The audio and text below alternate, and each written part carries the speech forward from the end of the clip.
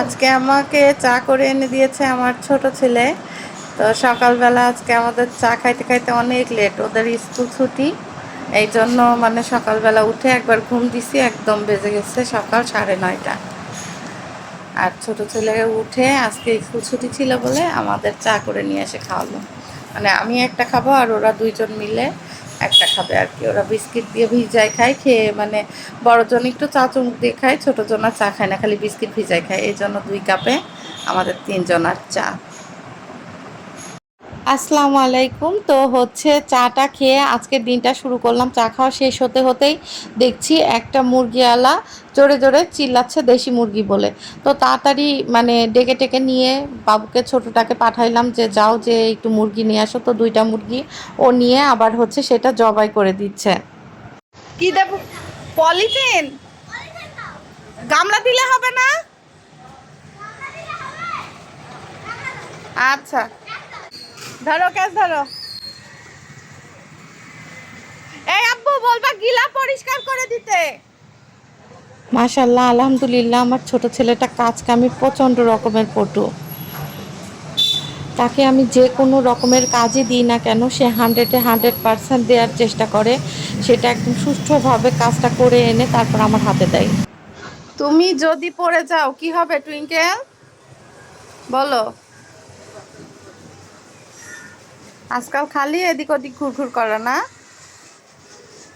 নামো।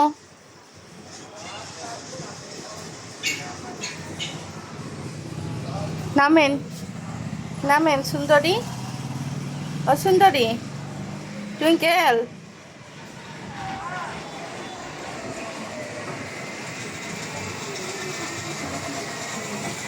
টুইঙ্কেল, টাকা নিবে? টাকা নাও।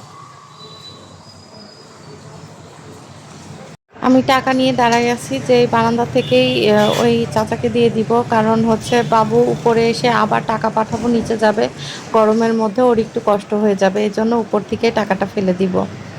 তো 2টা মুরগির দাম হয়েছে 840 টাকা। এখন ওইটা দিয়ে এই যে ফেললে ধরতে পারবেন।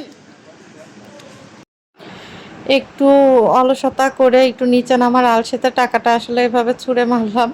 কিছুই করার নাই, মানে এখন পোশাক আশাক পরে নিচে যাওয়াটাও মানে একটু কষ্ট, আবার ছেলেকেও মানে বারবার নামতে খুব দিতে কষ্ট হচ্ছিল আর কি, কি করব। দেশি মুরগির পা হচ্ছে কিছুই থাকে না। দেশি মুরগি ওই যে ব্রয়লার মুরগির পাটা একটু ভালো লাগে।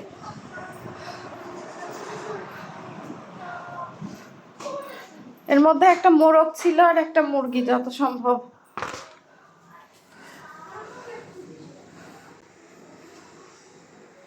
তো যাই হোক, ওদের একটু বিরিয়ানি করে দিব।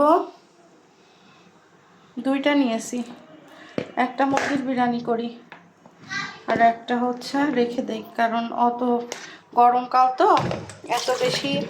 এইটা মনে হয় মোরগ ছিল, এইটা বেশি ভালো, কালার টালারগুলো বেশি সুন্দর। আর এইটা হচ্ছে একটু সাদাটে টাইপের। যাই হোক, না আমি ভুল বলছি, এইটাই হচ্ছে মুরগি। এই যে ভিতরে ডিম হালকা, আর এটা ছিল মোরগ, কারণ ওর মাথার উপরে ঝুঁটি ছিল, আমি দেখছিলাম। এই মুরগিটার কালারটা খুব সুন্দর, একদম মানে হলদে হলদে টাইপের। আর এটা হচ্ছে একটু সাদা ফ্যাকাশে ফ্যাকাশে টাইপের কালার। এই যে একটা মুরগি ধুয়ে নিলাম, আর একটা মুরগি হচ্ছে মানে সে ফ্রিজে রেখে আসছি। এখন এই মুরগিটা একটু লবণ আর হচ্ছে লেবু দিয়ে করে নিব, বা লেবুটাতে খুব সুন্দর রস আছে, দিয়ে ভেজে নিয়ে তারপরে ম্যারিনেট করে রাখবো। একটু ভাজা ভাজা করে নিলে ভালো লাগে খাইতে। 10 মিনিট মাখায় রেখে তারপরে। সুন্দরই আছে মুরগির কালারটা, তো দেখে মনে হচ্ছে মাংসটা ভালো হবে। আর টাটকা টাটকা নিয়ে সাথে সাথে রান্না করলে আসলে ভালোই লাগে। মাখানো থাক, 10 মিনিট পর এসে ভেজে তারপরে। এদিকে হচ্ছে বিরিয়ানির জন্য মশলাগুলো একটু আলাদা করে নিলাম। এমনি তো জিরা টালা করে গুঁড়া করা আছে, এখানে শাহি জিরা, তারপর পোস্তদানা, কাজু বাদাম নিয়েছি, আর হচ্ছে জয়ফল, জয়ত্রী, আর হচ্ছে কালো গোলমরিচ, আর নিয়েছি হচ্ছে কাবাব চিনি। এই যে কাবাব চিনি নিয়েছি। এখন এইগুলা সব ব্লেন্ড করে নিব। আর হচ্ছে বিরিয়ানির মশলা রেডিমেড যেটা, সেটা খুবই সামান্য দিব। যদি সামনেরটা থাকতো তাহলে আর এত ঝামেলা করতাম না। আমাদের ওই যে রাঁধুনি আছে, রাঁধুনিতে আবার একটু বাসনাটা তীব্র, যে গোলাপ জল বা ইসের, ওইটা আমার বাসায় একটু অপছন্দ সবারই, এই কারণে একটু কম দিব। তাই এই সব ইগুলা নিজে নিজে আবার বের করে বেটে নিচ্ছি। এখন হচ্ছে সেই মুরগিটা মাখায় রাখছিলাম, মুরগিটা ভেজে নিয়ে সব দিয়ে, এই যে এদিকে টক দই বের করে রাখছি, আদা রসুন বাটা বের করে রাখছি, দিয়ে সব মাখায় ফেলবো। এই ছোট কড়াইটাতেই মুরগি ভাজবো। পরীক্ষা আগে শেষ হোক, রেজাল্ট হোক, তারপরে আসে বলো। আগেই ড্রয়িং ট্যাবলেট, আচ্ছা ঠিক আছে, আগে ফাইনাল পরীক্ষা শেষ হোক।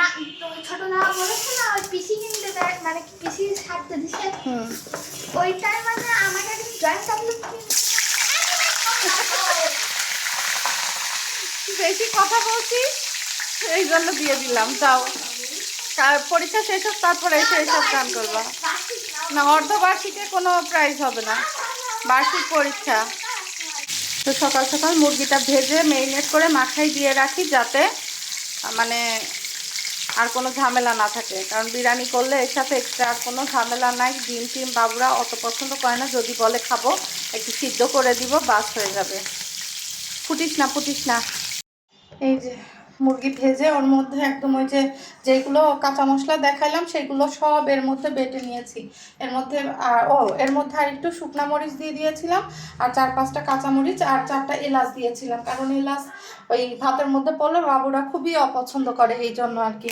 তো এখন এর মধ্যে যে কিনা যে বিরিয়ানির মশলা রাঁধুনির, সেই রাঁধুনির বিরিয়ানির মশলা অল্প একটু সামান্য, এই যে কারণ ওই যে গন্ধটা না, ওই গন্ধটা পছন্দ করে না। তো তারপরে দিয়ে দিব সামান্য একটুখানি হচ্ছে ওই যে এটাকে কি বলে, টেস্টিং সল্ট। সামান্য একটু টেস্টিং সল্ট দিলাম। তারপর এর মধ্যে একে একে একটু দারচিনি, তেজপাতা দিয়ে দিলাম, আর এলাচ তো বেটেই দিয়েছিলাম। আর এখন দিয়ে দিব হচ্ছে টক দই। টক দইটা একদম বরফ জমা জমা ছিল, এই জন্য খুব খুঁড়ে আর কি দেওয়া লাগতেছিল, যে মানে যাতে পরিমাণটা ঠিক হয়। আর নিচে একটু যে পানি জমে থাকে সেটা দিয়ে দিলাম, এই জন্য টক দই আর খুব বেশি পরিমাণে আর কি লাগবে না। তারপর সামান্য একটু টমেটো সস দিয়ে দিব, মানে এটা একটু টেস্টের জন্য আর কি। আর দিয়ে দিব হচ্ছে পেঁয়াজের বেরেস্তা তো ইনশাল্লাহ সবসময় আমার করাই থাকে আর কি। আর এর মধ্যে দিয়ে দিব হচ্ছে একটু ঘি, আর হচ্ছে বেরেস্তার যেই তেলটা থাকে সেই তেল দিয়ে দিব, দিয়ে খুব সুন্দর করে এটাকে মাখায় টাখায় মেরিনেট করে রেখে দিব একদম, মানে 1.5-2 ঘন্টা। মানে একদম খাবার ধরেন 1.5-2টার আগে খাবো, তার আগে 1 ঘন্টা খানেক আগে এটাকে মানে প্রসেসিং করে রান্না করে ফেলবো, এই আর কি। সংসারের এদিকে সমস্ত প্রকারের কাজকর্ম শেষ করে চলে এসেছি চুলার কাছে। এখন আলুগুলা দিয়ে দিচ্ছি আলু ভাজতে, আর এক চুলায় মাংসগুলো বসাই দিছি, আর হচ্ছে রাইস কুকারে পানি গরম করতে দিয়েছি। আলু না হলে আসলে আমাদের চলেই না, আর আলুটা যত সুন্দর করে ভাজা যায় তত সুন্দর একদম সফট হয়ে যায়।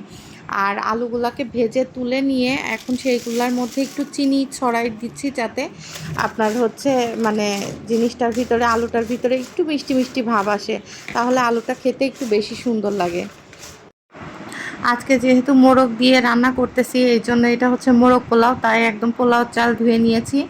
আমি সাধারণত হচ্ছে বাসমতি চাল দিয়ে বিরিয়ানি করি, তো আজকে যেহেতু মোরগ দিয়ে করা হচ্ছে, যাতে মোরগ পোলাও হয়, তাই মানে পোলাও চাল দিয়েই, সুগন্ধি চাল যেটা, সেটা দিয়ে করতেছি। এদিকে আমার মাংসটাও প্রায় হওয়া ভাব, মানে চালটাও একদম ভেজে কমপ্লিট করে ফেলছি।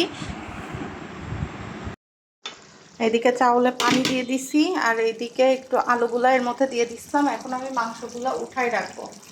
মাংসগুলো উঠে রেখে আলু আর সহ ভাতটা যখন মানে 50% পানি শুকাই যাবে, তখন এইটা হচ্ছে মানে ওই এর গ্রেভিটা দিয়ে দিব চাউলের মধ্যে।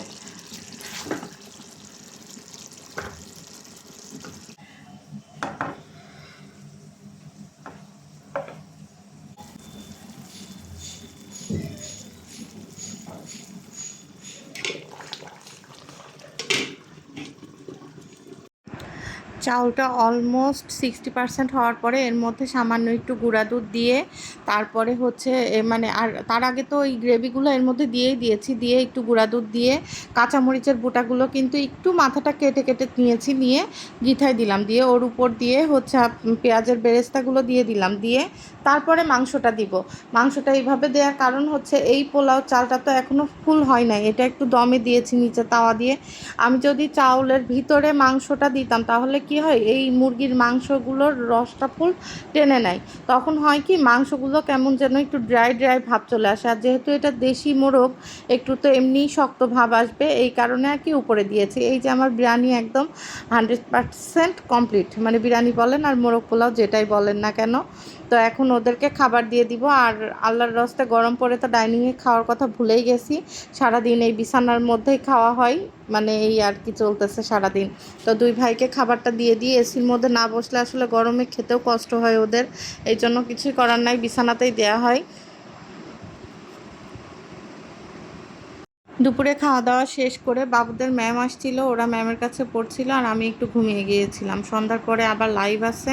তো আজকে ভিডিওটা এই পর্যন্তই, আর টানবো না। একটু বারান্দায় আসছিলাম, দেখছি কলমি শাকগুলো বেশ একটু বড় বড় হয়ে গেছে, আর ঠান্ডা হালকা হালকা ঠান্ডা ঠান্ডা বাতাস হচ্ছিল, ভালোই লাগতেছিল। তো সবাই ভালো থাকবেন, সুস্থ থাকবেন। আজকের এই পর্যন্তই, আল্লাহ হাফেজ।